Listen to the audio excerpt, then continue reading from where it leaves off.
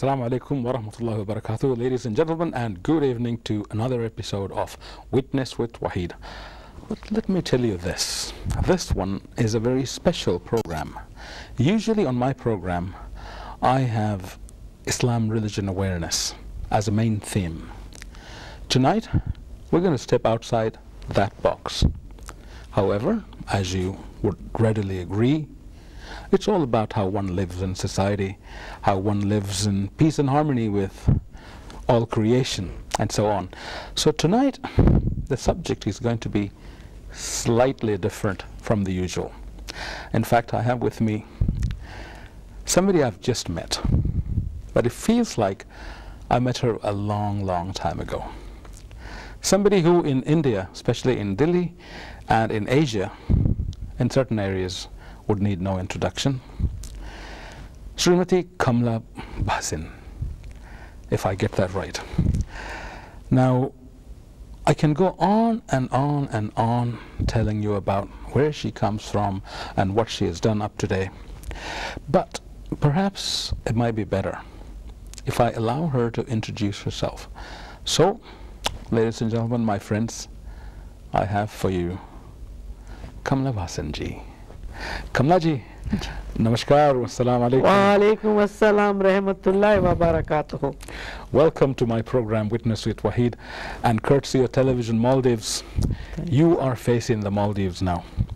And as I have promised my viewers tonight, perhaps there'll be people outside the Maldives watching this program as well.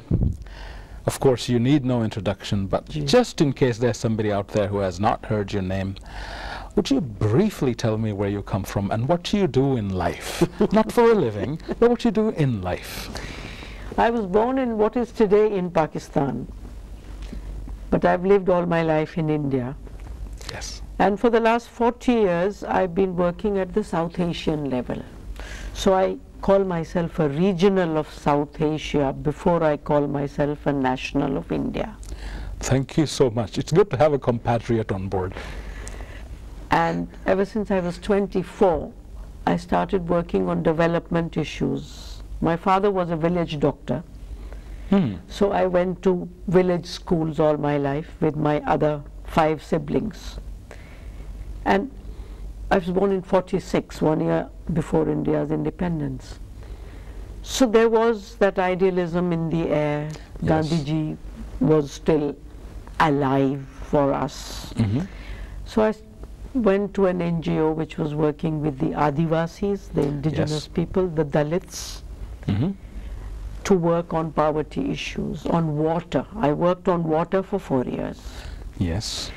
There I realized that amongst the poor, the women were poorer. Amongst the Dalits, the women more Dalit. Oh. So I slowly became a conscious feminist. From there I went on to work with the UN for 27 years in Asia and South Asia. Yes. Bringing like-minded civil society organizations, NGOs, women's organizations together across borders. Absolutely. Because I realized that we were constantly learning from our colonial masters. If we went to study somewhere, we went to the colonial colonizers' countries. May I interject there? Ji. I always say this to my friends. Ji. Look here, I'm Asian, proudly Asian. Absolutely. And I don't think that people outside this region should be telling me how to live. Yeah, and I felt that if in Pakistan they have done a good rural development project, we in India can learn from there. Bangladesh could pick up something from West Bengal. Now, even if it was a brilliant project in Britain, we are so different culturally and otherwise that what would be implemented? So for the last 40 years, I've been working at the South Asian level and going from the 8 countries of South Asia, bringing different innovative people, like-minded people working on human rights, gender equality, justice, democracy, and peace. So Kamla ji, if I can call you this. Ji, please. I've heard your name in connection with an organization called Jagori. Jagori. Jagori. Jagori. Wake up woman. Yes. Would you tell me something about that? Now, Jagori was an organization we started 31 years ago in Delhi. Jagori. It was for capacity building of women who were spread all over India. Right. I was in the UN, but I was one of the 7 who founded this organization. Right. Was this after FAO Bangkok or before that? This was after. Okay. Because in Bangkok I told them, I said, you either send me back to South Asia or I'm leaving. Okay. So they transferred me to Delhi from Bangkok. Right. And so Jagori was started, but my main contribution was writing songs. So I'm best known as a songwriter. Oh, that makes 2 of us, because I dabble in it myself. Yeah. So I write songs on all people's movements, whatever issue is on. It could be intellectual patenting, it could be feminism, it could be violence against women, it could be peace. Then I write booklets. Okay.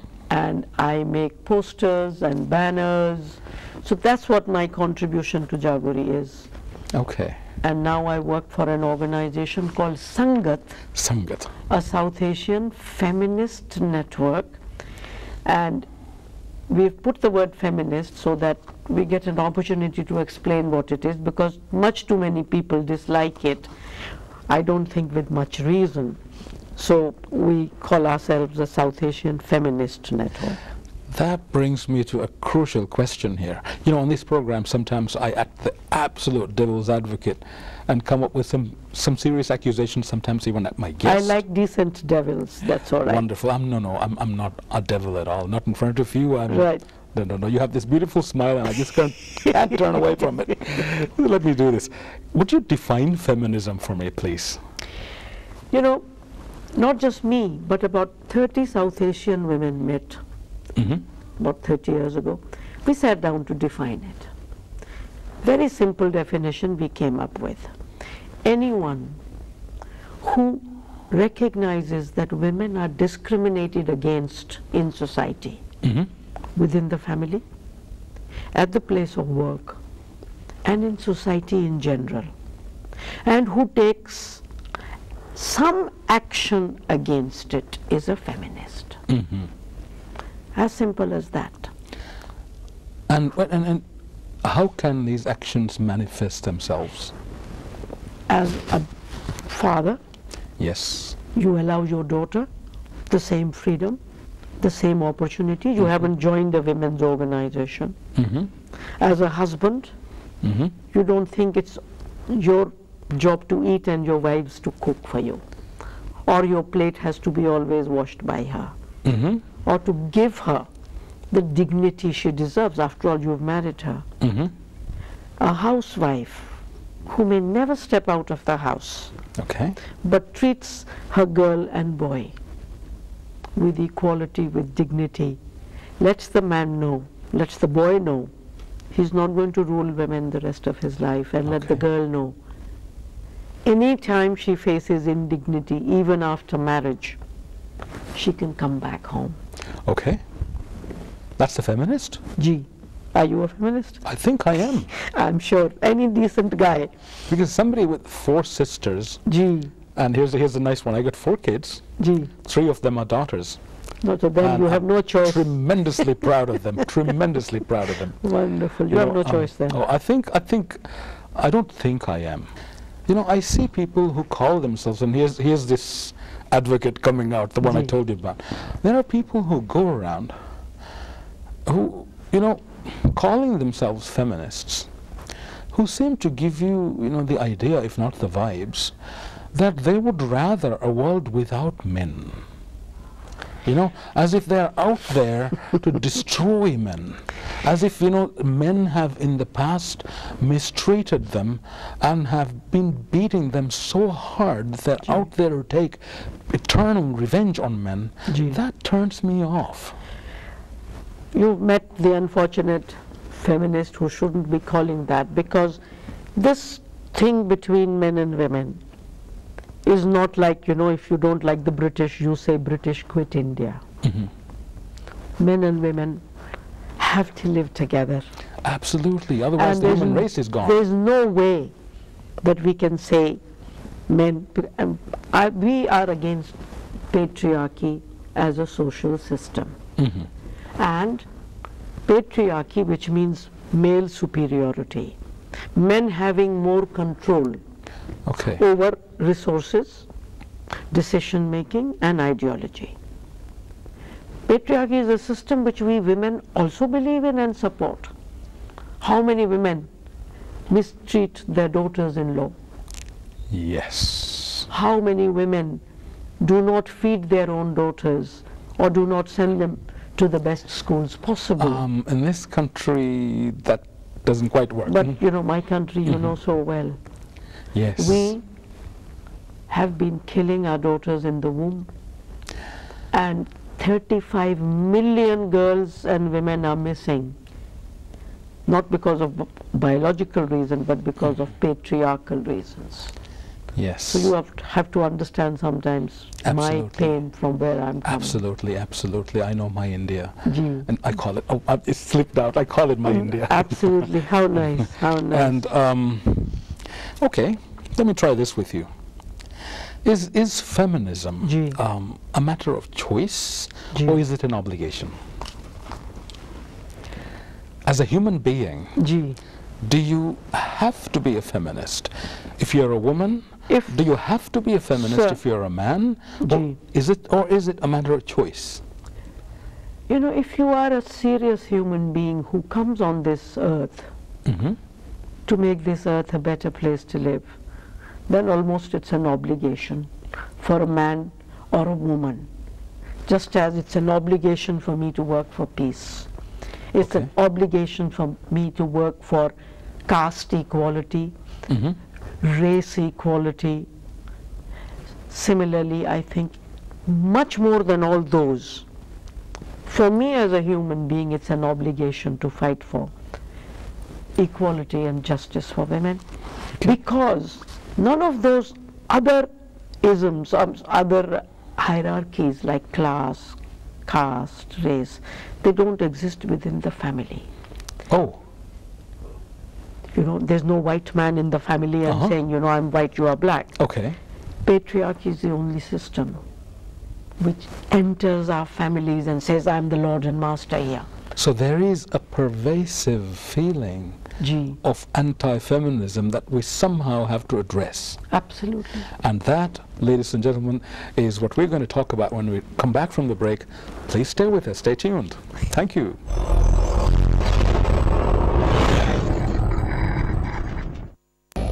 कानून number 17/2010 बिरु देक्कुमा नुरक्कातेरि हथियारा तूनेच्ची गेंगुळु मणा कुरुमुगे कानून एव्वे सिफेग्ग मारा मारी हिंगुमकी कुशे नुरक्कातेरि हथियार बेणं कोग्गें मारा मारी हिंगुमा एकं कुरुमं एही तेरिगुमा नुवत एव्वे सिफेग्ग एकंगा बैरुमकी दिहा हरा विहि हर दुवहुगे जल हुकुमें अन्नाने कुशे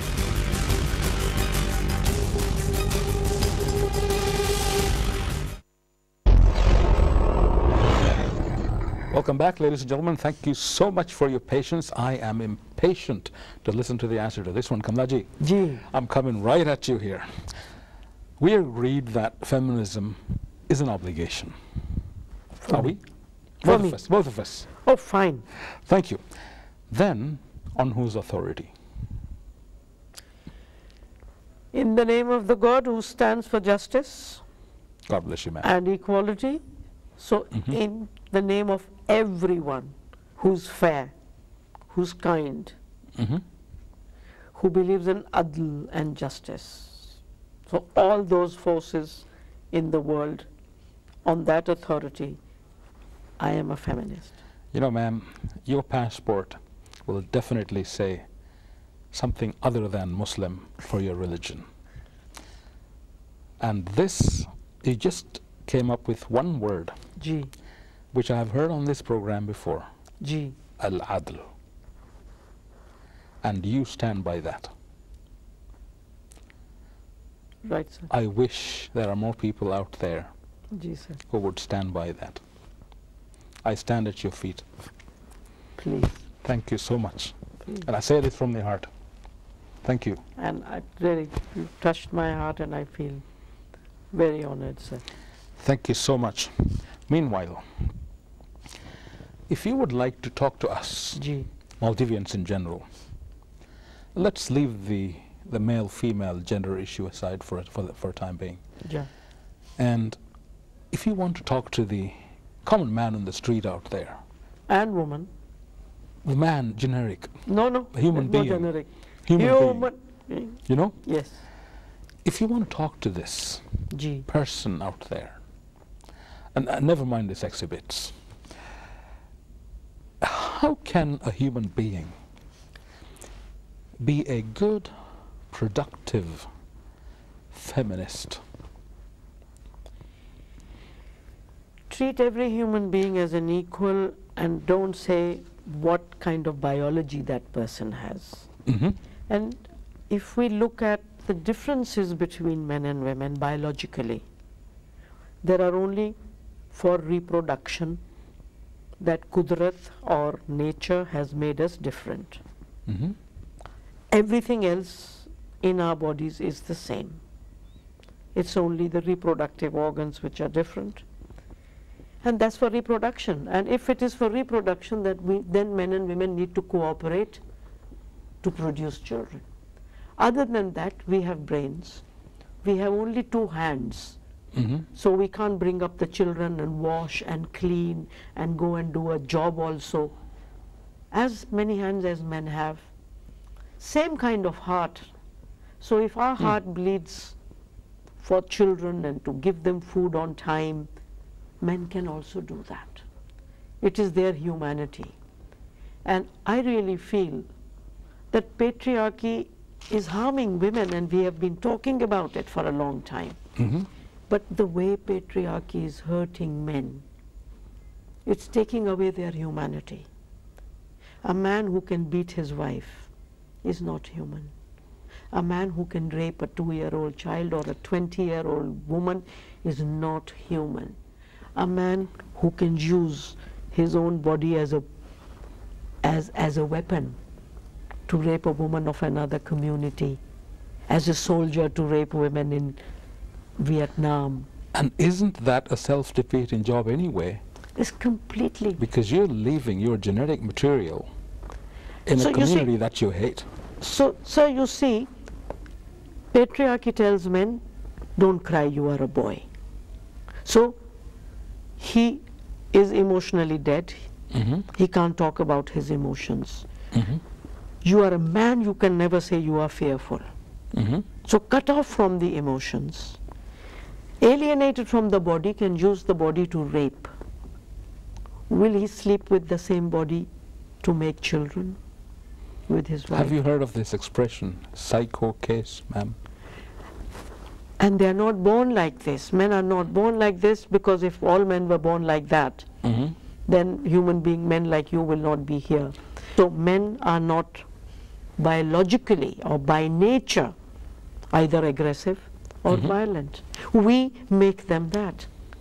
When they are 2 years old, when you say we, do you say women? Women and men and society and patriarchal values. The woman is told to toughen her boy and to hold her daughter back. Patriarchy gives her the order, and she is the foot soldier. But isn't it more beautiful to have a heart? That's what I'm saying. Isn't it more beautiful to be like or like any other beautiful, or Gandhiji? They were all men. But what did they preach? Love, equality, justice. Yes. And so really how much men are losing by accepting a gun to play with at age 2. And by the time they are 16, in the US, every 3 months you hear of a boy who picks up a gun, goes to his own schools and kills 20 people. Have you ever heard a girl do that? You know my reaction to that? Ji, sir. Poor boy. Absolutely. My heart bleeds for these people, like the 6 men who raped that woman in Delhi 2 years ago, which made India so infamous. Exactly. I said, any one of them could have been my son. What is this app I hear about? There is a telephone app somewhere in Delhi, Yeah. I believe. Yes.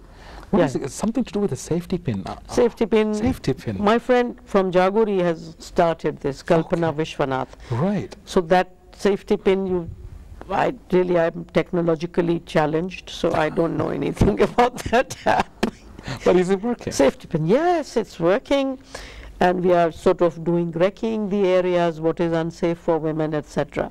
Mhm. So coming back on those Yes, gang rape, they could have been our children. exactly. Because what are they watching on television from morning till night? Mhm. Pornography, sir, is a billion-dollar industry. Oh, And that, child pornography is a billion-dollar industry. that opens up a whole can of worms. So you see, this is what they're watching. And patriarchy, of course, is traditional, is cultural, but today we have capitalist patriarchy. Here's one of my funnier questions coming at you then. Gee, Your reaction on this. gee. You know, I find it mildly disturbing, if not to say anything else. I'm being diplomatic here.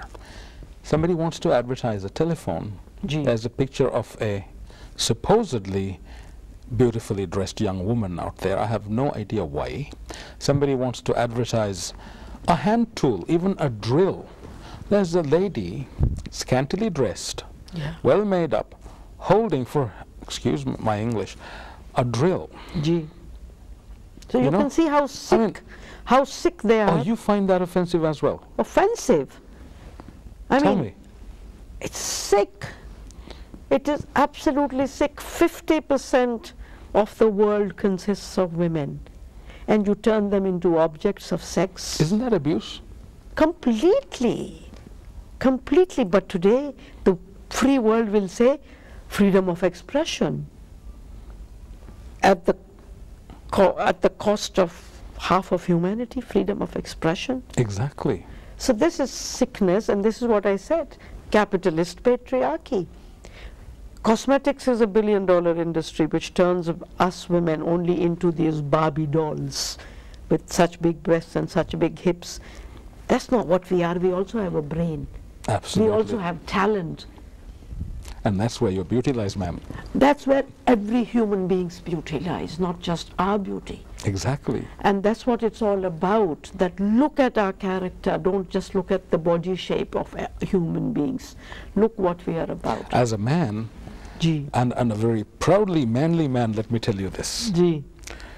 You know, my readers, please, my audience, please forgive me when I say this, but I'm speaking from the heart here. I'm being very, very frank. You know, when it comes to women, the kind of women I go for is somebody with a brain, somebody with character. Absolutely. You know, somebody with the plastic Barbie doll looks, I think twice. Absolutely. And I, as a woman, also think 4 times. And I wonder why that poor woman. But she is also a slave of patriarchy. And in patriarchy, some of us women find that that's the only way to power, to money, so we sell our bodies. So the women who do those ads. Women and men ask me, but why do those women do those ads? You know, this country has a significant and young growing population, Gee. of which obviously 50% are women. Gee. And do you have a message of hope for them? Absolutely. That today the world is willing to accept women of talent. Mm-hmm. And we are not bodies alone. Exactly. We are as much bodies as men, and we come in all shapes. We can be of any size. Absolutely. Just do some talented stuff, do some creative stuff, and get going. And my God, have I met wonderful women. Today one of them, who works with the Family Protection Authority, drove me on a motorcycle on Mali roads. Okay. And we had such fun. Wonderful. So that's what we want from our daughters and our sons, from our young men and our young women. Equality, justice. And I also don't want women to let their men friends pay for them or each time they go out to eat, Okay. or to open doors for them. If you want your rights, then you can open your own door Yes. and you can pay for your man friend's coffee. I've had that honor many times. Seriously. Absolutely. I have had that honor. Absolutely. And it's such a, I don't know, it's such an enlightening and enlivening experience. When somebody who is sitting across you and she's, believe me, very feminine. You know, I find this very, very appealing when she tells me, can I share the bill tonight? Absolutely. And that's such a beautiful thing. Absolutely. I'm glad you agree with me. Because we women can't have our cake and eat it too. Absolutely. If we want equality, then we need to have equality everywhere. Absolutely. And men can't just open a door for us and then step on us and walk. Now, and then here is a culture which, you know, where everybody is a Muslim, where we believe in our Asian identity and our decency, you know, the basic strength of society being, you know, what we subscribe to as being a decent culture. And within this, the ultimate woman is still somebody who can be your partner in more than one way. Would you agree with that? Absolutely. But look at, listen to the tragedy of our languages. In Hindi, the man you marry is called Pati. Yes. In Bangla, it is Swami.